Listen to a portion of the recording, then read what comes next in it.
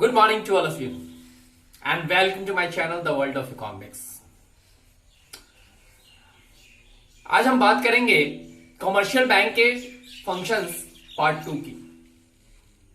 आपको याद होगा मैंने पार्ट 1 में आपको कमर्शियल बैंक्स के प्राइमरी फंक्शंस को बताया था।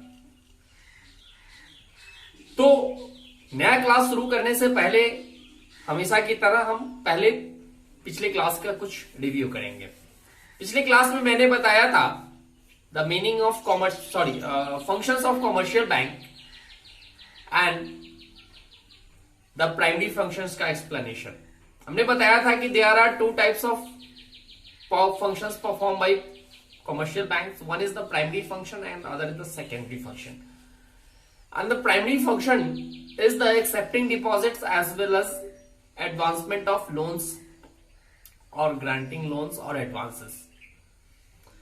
प्राइमरी फंक्शन में मैंने बताया जो पहला हमारा एक्सेप्टिंग डिपॉजिट्स था।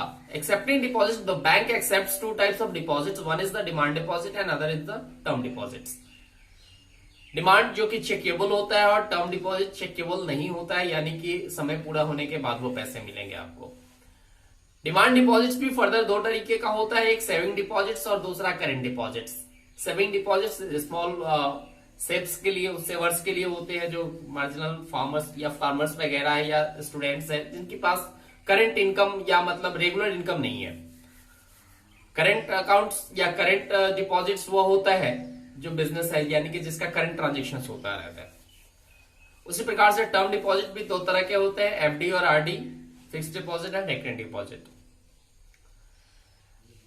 जो हमारा एडवांसमेंट ऑफ लोन्स था वो तीन तरह के लोन्स बैंक ऑफर करती है, एक कैश क्रेडिट, दूसरा डिमांड क्रेडिट और तीसरा short term credit. Cash credit में जितना अमाउंट सैंक्शन हुआ उतने का इंटरेस्ट, जितना अमाउंट सैंक्शन हुआ उसमें आप जितना यूज करते हैं उसी पे इंटरेस्ट लगता है, कोई मैच्योरिटी नहीं होती है। डिमांड क्रेडिट में ये recalled by on demand by bank जब चाहे तब आपसे ये वापस ले सकती है। बट इसमें है क्या कि जितना अमाउंट आपको सैंक्शन हुआ है उस सारे पे आपको इंटरेस्ट देना पड़ेगा, इसकी भी कोई मैच्योरिटी नहीं है। और तीसरा शॉर्ट टर्म क्रेडिट जो लेस देन 1 ईयर के लिए होता है, ये पर्सनल लोन के तौर पे हम लोग यूज करते हैं। आज हम बात करेंगे बैंक के सेकेंडरी फंक्शंस की। तो स्टार्ट करते हैं आज का हमारा करंट क्लास।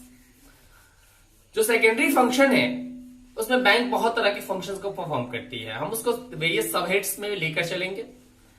जैसे ओवरड्राफ्ट। ओवरड्राफ्ट क्या है? ये इसको एक तरह का लोन ही है, एडवांस ही है, बैंक के द्वारा दिया जाने वाला।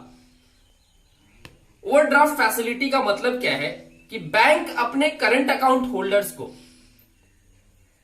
Up to an agreed limit तक ओवर विड्रॉ करने की फैसिलिटी देता है।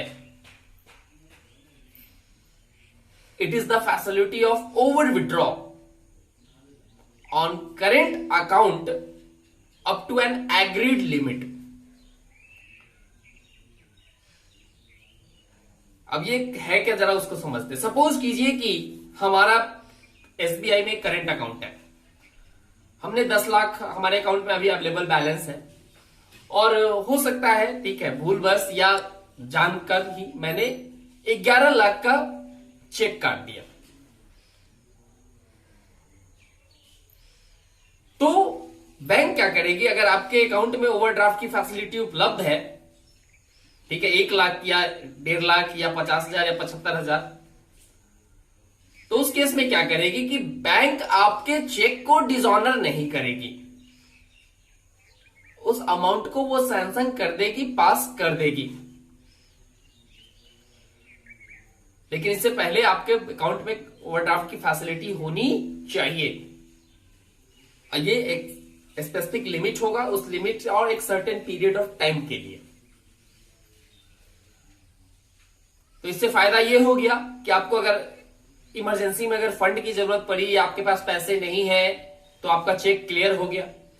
तो बैंक इसके एवज में क्या करेगी, तो बैंक इसके एवज में आपसे एक नॉमिनल इंटरेस्ट चार्ज करेगी। अब ऐसा नहीं कि ओवरड्राफ्ट फैसिलिटी आपने ऑर्डर कर दिया और आपको बैंक दे दी, नहीं, इसके लिए सम फाइनेंशियल एसेट्स की जरूरत पड़ती है, like share and bonds, LIC policies, इसके आधार पर ही बैंक आपको ओवरड्राफ्ट फैसिलिटी देती है। बैंक 1 रुपया भी बिना किसी कोलेटरल का नहीं देता है, विदाउट, अगर गवर्नमेंट का अगर रिकमेंडेशन नहीं है तो 1 रुपया भी नहीं। तो ऑन फाइनेंशियल एसेट्स के आधार पर बैंक आपको क्या कर देगी, ओवरड्राफ्ट की फैसिलिटी दे देगी। जब आप पैसा अपना जमा करोगे, ठीक है, या आपके अकाउंट में वो पैसा आ जाएगा, तो वो पैसा विथ इंटरेस्ट आपके अकाउंट से वो काट लेगी, लेकिन with in the limit, with in the term time period. Suppose कीजिए कि आप टाइम तक पैसा नहीं जमा कर पाए, उसके बाद जमा किया, तो बैंक उसके लिए आपसे क्या करती है, पेनल्टी चार्ज करती है, फी लेती है एक्स्ट्रा। तो उस केस में ओवरड्राफ्ट कहीं ना कहीं एक हानिकारक भी हो जाता है। दूसरा, आप अगर लंबे समय तक आप रिपे नहीं कर पाए ओवरड्राफ्ट के लिए पैसे को, तो आपके रेपुटेशन, आपके फर्म या कंपनी के रेपुटेशन पे पड़ता है, ठीक है। तो बहुत सारे फायदे हैं तो कुछ नुकसान भी है। एक चीज और समझ लीजिए कि फिर लोन, और अगर हम लोन लेते हैं कैश क्रेडिट और ओवरड्राफ्ट में क्या अंतर हो गया, तो देखिए कैश क्रेडिट, ठीक है, क्योंकि जो फाइनेंशियल एसेट्स है उसको लिक्विफाई करना ज्यादा आसान है, इजी है, बट फिजिकल एसेट्स को लिक्विफाई करना थोड़ा मुश्किल है। फिजिकल एसेट्स कहने का मतलब हम जमीन वगैरह का पेपर वगैरह देते हैं, वो चीज। और फाइनेंशियल एसेट्स जो शेयर, बॉन्ड्स, डिवेंचर्स, डीजर, तो ये लिक्विफाई जल्दी हो जाता है, वो लिक्विफाई लेट से होता है। दूसरी बात कि जो कैश क्रेडिट पे इंटरेस्ट लगता है और ओवरड्राफ्ट पे इंटरेस्ट लगता है, ओवरड्राफ्ट पे लगने वाला इंटरेस्ट कम होता है, कैश क्रेडिट पे लगने वाला इंटरेस्ट ज्यादा होता है, तो ध्यान रखेंगे। तो ये है ओवरड्राफ्ट की फैसिलिटी। दूसरी, डिस्काउंटिंग बिल्स ऑफ एक्सचेंज। आप अकाउंट्स के स्टूडेंट हैं, आप ऑलरेडी जानते होंगे बिल्स ऑफ एक्सचेंज क्या होता है। बिल्स ऑफ एक्सचेंज एक नेगोशिएबल इंस्ट्रूमेंट होता है, इसको डिफाइन भी किया गया है प्रॉपर सेक्शन 126 में। सामान्य भाषा में कहें तो एक प्रकार का ये एक्नॉलेजमेंट लेटर होता है, जो बायर एक्नॉलेज करता है, प्रॉमिस करता है कि जो उसने गुड्स रिसीव किया है उसका पेमेंट वह फ्यूचर में सम स्पेसिफाइड डेट को करेगा, यानी कि एक्नॉलेजमेंट लेटर है। अब सपोज कीजिए कि आपको उस टाइम से पहले, यानी कि जो सेलर है उसको पैसे की जरूरत पड़ गई इमीडिएट, तो वो क्या कर सकता है, उस बिल ऑफ एक्सचेंज को प्रेजेंट करेगा बैंक के सामने। अब बैंक क्या करेगी, उस बिल्स ऑफ एक्सचेंज के फेस वैल्यू से कम, यानी कि सपोज कीजिए बिल्स ऑफ एक्सचेंज अगर 1 लाख का है तो आपको उससे कम, क्योंकि उसमें बैंक का भी इंटरेस्ट आ जाएगा, वो आपको क्या कर देगी, उसको डिस्काउंट करके आपको पेमेंट कर देगी। और जिसने वो बिल्स ऑफ एक्सचेंज इश्यू किया है, अब वह पैसा, ठीक है, बैंक उससे लेगी, ठीक है, और जितना वो डिफरेंस है वही उस बैंक की कमाई है, ठीक है। तो ये डिस्काउंटिंग बिल्स ऑफ एक्सचेंज का मतलब समझ में आया कि अगर आपके पास बिल्स ऑफ एक्सचेंज है तो आप इसे बैंक के माध्यम से कैश करवा सकते हैं, ठीक है। तो ये, अगर हम तीसरी फैसिलिटी की बात करें तो ये अपने फंड्स को जगह, मतलब अलग अलग फंडों में इन्वेस्ट करती है, इन्वेस्टमेंट ऑफ फंड्स इसको बोलते हैं। कुछ तो वो लोन देती है, ठीक है, पहले तो उसका जो रिजर्व है उसको रिजर्व मेंटेन करना होता है, उसके बाद वो लोन में पैसे खर्च करती है, और बाकी और सारे पैसे हैं तो वो डिफरेंट टाइप्स के सिक्योरिटीज में उसको इन्वेस्ट करती है। बेसिकली बैंक जो इन्वेस्ट करती है वो सबसे पहले तो वो जो ट्रस्टेड सिक्योरिटीज है, जो अप्रूव्ड है, government securities like treasury bill वगैरह, उसमें वो इन्वेस्ट करती है। उसके बाद जो अदर अप्रूव्ड सिक्योरिटीज है लाइक स्टेट बोर्ड्स के, हाउसिंग बोर्ड्स के, इलेक्ट्रिसिटी बोर्ड्स के जो सिक्योरिटीज हैं, या यूटीआई के, उसमें इन्वेस्ट करती है। और उसके बाद भी अगर फंड है तो बैंक अपने स्वविवेक के आधार पर किसी भी प्रकार के सिक्योरिटीज में वो इन्वेस्ट कर सकते हैं, यानी कि बैंक का एक काम ये भी है फंड्स को इन्वेस्ट करना। इसके अलावा बैंक बहुत तरह के एडवाइजरी फंक्शंस को परफॉर्म करती है, सॉरी एजेंसी फंक्शंस को। बैंक के माध्यम से आप बहुत तरह का कार्य कर सकते हैं,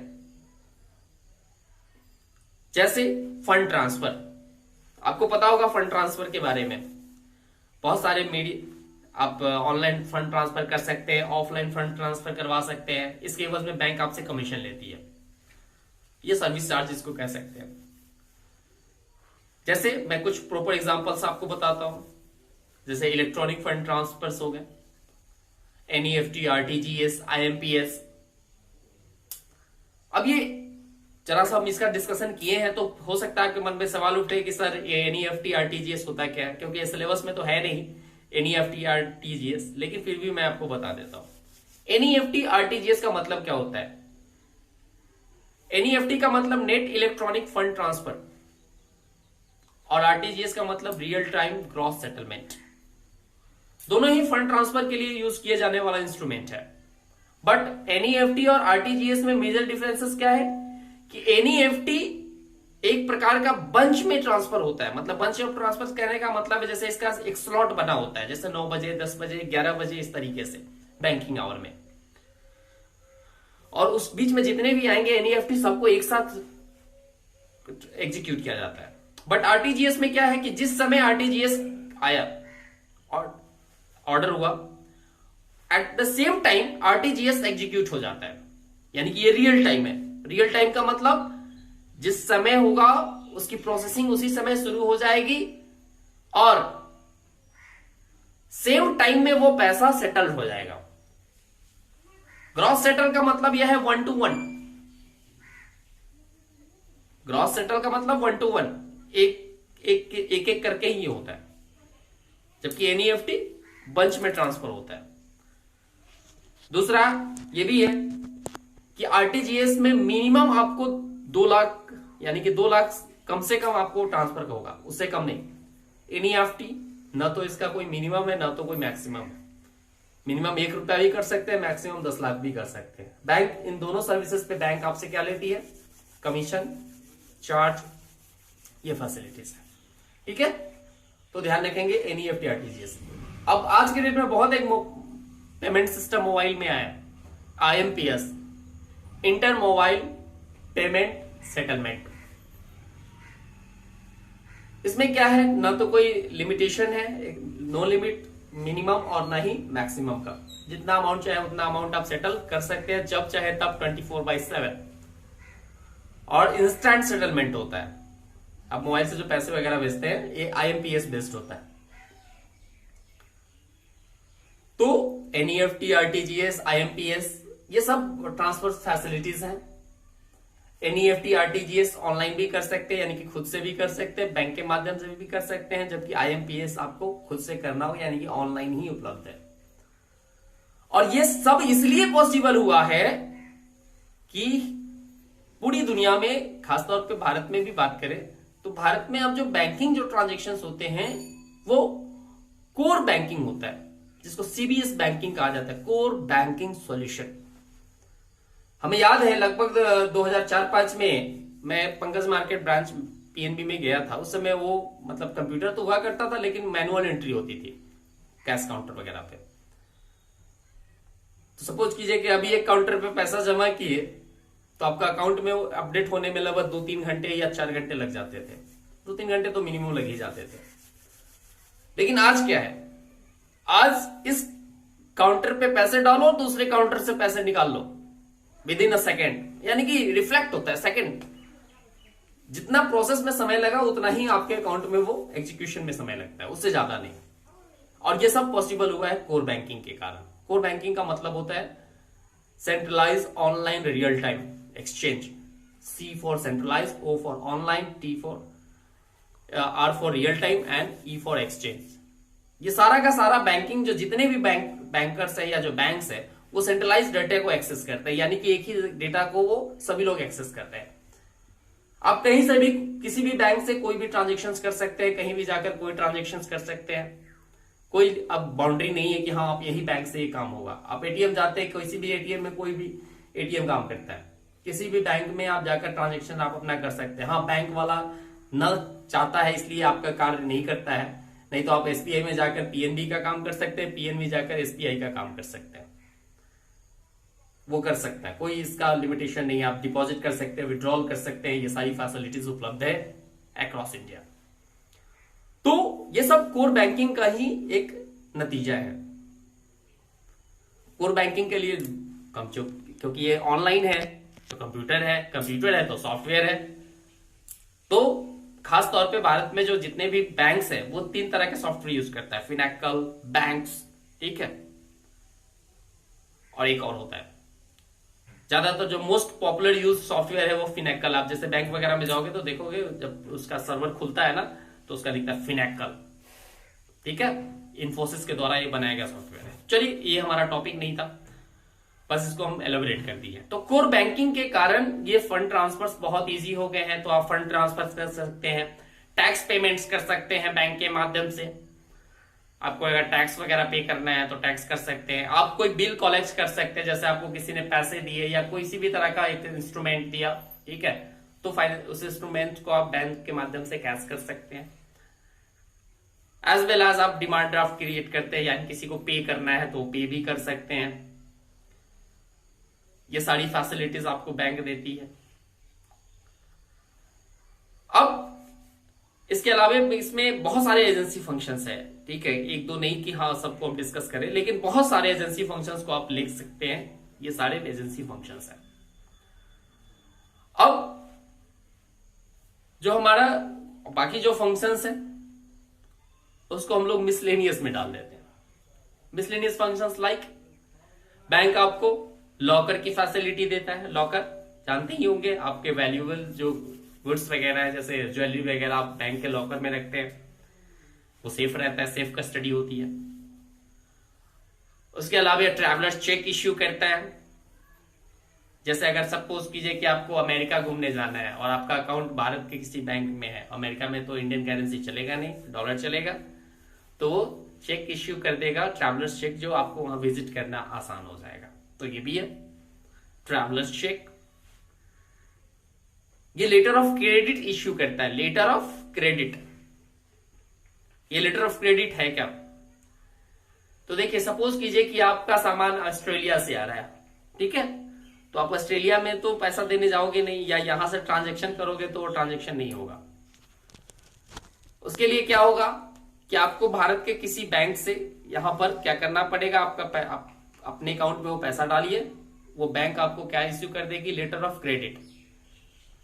वो लेटर ऑफ क्रेडिट आप किसे दोगे? जो आपका इंपोर्टर होगा, ठीक है, सॉरी एक्सपोर्टर होगा, जिससे आप वहां से एक्सपोर्ट करवा रहे हैं, आप इंपोर्ट करवा रहे हैं, तो आप उसे वो लेटर ऑफ क्रेडिट देंगे।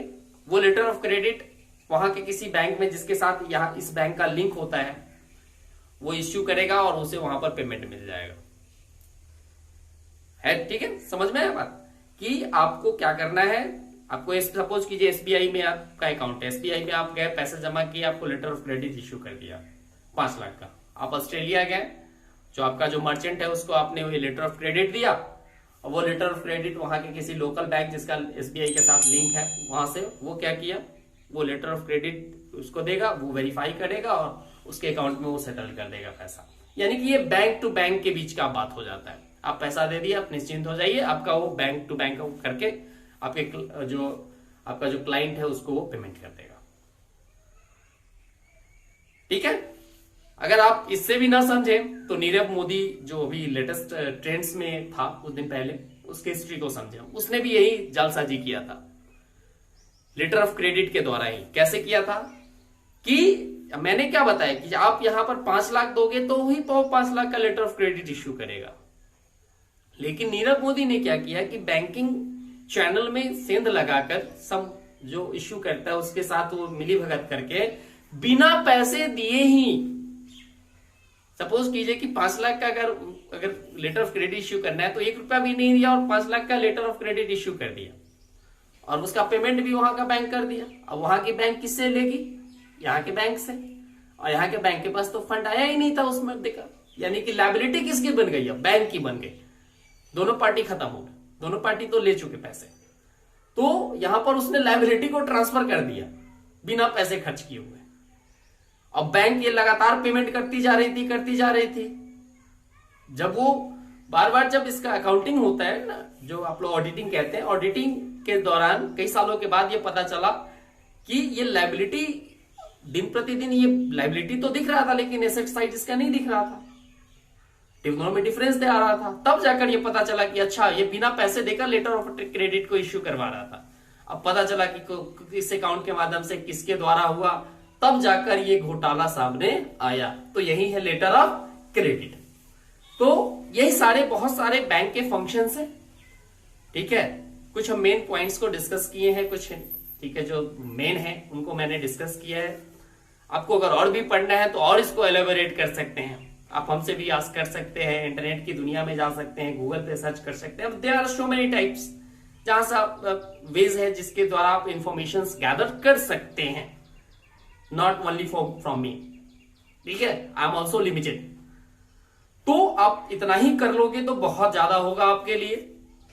इतना आप रिकॉल करो, इतना पढ़ो और हर एक पॉइंट को समझने की कोशिश करो। इधर वो एग्जामिनेशन पॉइंट ऑफ व्यू से इंपॉर्टेंट हो या ना हो, लेकिन आपके फ्यूचर के लिए वो इंपॉर्टेंट है, ठीक है। तो ध्यान रखें, इसको बड़े बारीकी से पढ़ें।